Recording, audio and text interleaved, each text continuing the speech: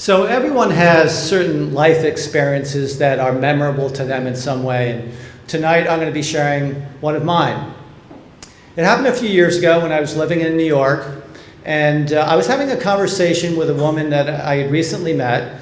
And I guess I was talking about some business issue I was struggling with, because she was giving me this weird look and said that she was confused because she had gone to my agency website and checked it out and seen all these awards that I had won and all the press that our agency had gotten, and read that I'd even been honored at the White House. So she said that it appeared that I was a successful guy, but I guess based on what I was talking about, I guess I wasn't coming off successful. And that's when she asked me this question. And it just kind of knocked me off balance. I was not prepared for it. I don't think I gave a very good answer.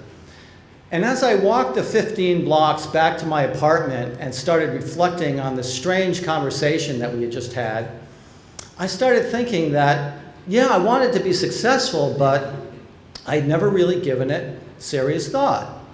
And how could I be successful if I wasn't really clear about what being successful meant?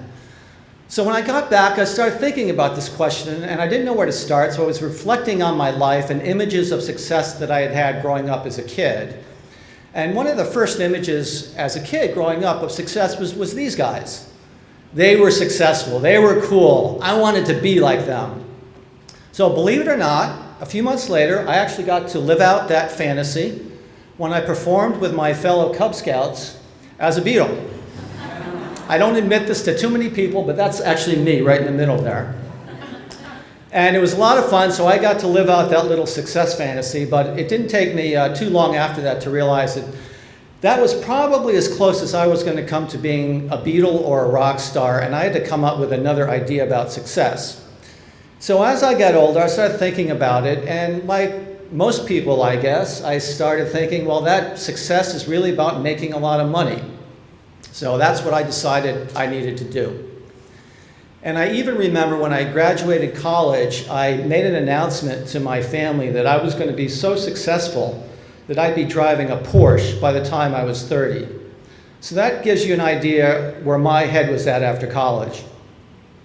Now, it didn't take me too long after that to realize that that was not going to happen, and I was having a hard time just keeping a job. The ad business is not easy. I started my career in Atlanta and then moved to Chicago. And that's when my idea of success began to change. And it wasn't all about making money. It was about being the best. I wanted to be the best. And when you're in the ad business and you want to be the best, that means going to one place, there. I wanted to go to New York and get a job on Madison Avenue, because I figured if I'm going to get fired, which had already happened once at that point, I want to get fired from a really good agency. So I'm happy to say I actually moved to New York. I achieved that goal. I got fired from a couple of the best agencies in New York. Now, I wasn't feeling really successful at this point in my career, being out of work. And what happened to be a low point in my career actually turned into a turning point in my career, because it was after getting fired those times that I began freelancing, and my career took a very different direction. I actually teamed up with another guy, and in a relatively short time, co-founded an agency that went on to become one of the most successful agencies in New York. It was a very exciting time. So here I was, a few years later, sitting in my New York apartment, trying to decide if I needed to update my definition of success. And I decided, based on this experience that I had just had, that maybe I did. So I came up with a list of 16 different things. I guess you call them like success aspirations. Things like to live my life with no regrets and to make the most of my talents. And I won't go through the whole list, but one of them was to inspire and motivate others. So see this question up here? I want you guys to go home tonight and think about this.